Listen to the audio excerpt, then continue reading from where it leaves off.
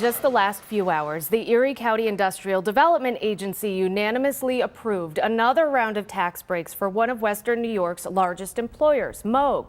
This is the company's 14th tax break since the early 1970s.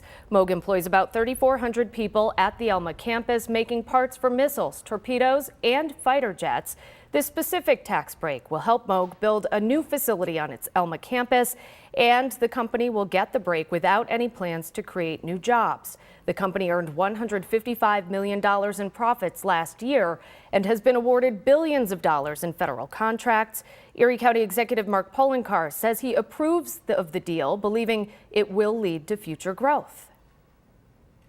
They are not only guaranteeing the jobs that exist there through the retention at that one site, but as was described to me, they are moving a significant portion of their operations that are in the 2 or 3 major buildings on the site to what will be this new one to free up space for what would be phases 2 and 3. And with that, not only comes the opportunity for them to acquire additional contracts from their vendors that will be long-standing contracts, not just a year or two, but potentially decades, as well as the jobs that are then created as a result of it.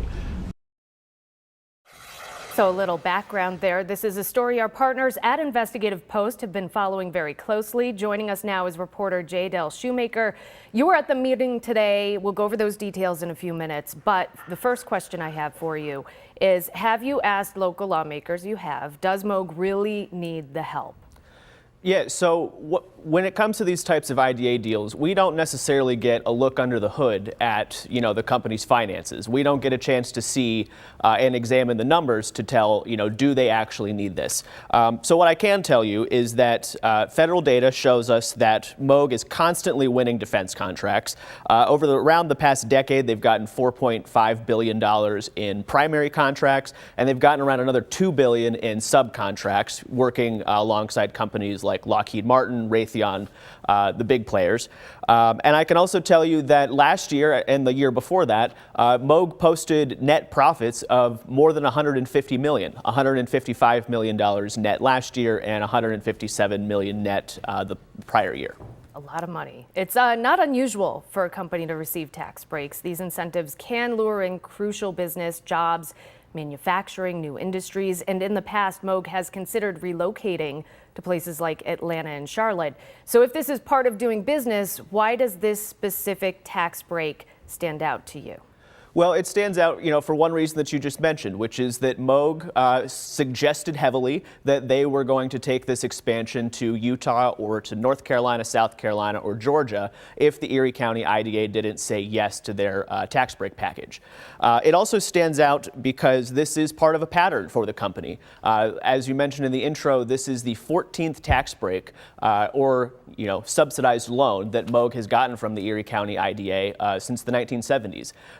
Now, what we would see there as a pattern, the IDA says, no, that's not a pattern. But that is, another reason why this stands out. And the third reason is because with this particular subsidy package, Moog is not creating any new jobs.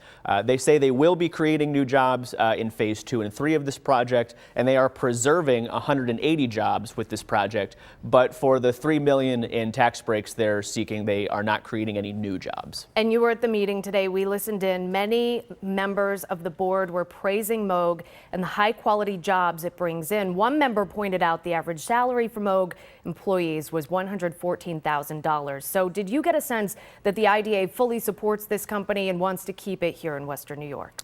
Yeah, you said it perfectly. They were heaping praise on Moog. They said this is the type of company we want to have in Western New York. We want to keep these jobs here, and we will subsidize them for pretty much whatever they ask for, as long as they are sticking around here in Western New York. And the conversation around tax breaks has come up many times over the last year, especially when we're talking about the new Bills Stadium in Orchard Park.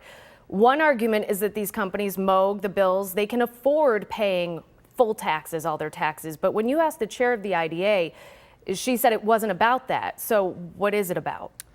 Well, the chair of the IDA, Brenda McDuffie, she said that, this is just kind of routine business, that the company approaches the IDA asking for a tax break. The IDA looks at their application, they evaluate it, and they vote yes.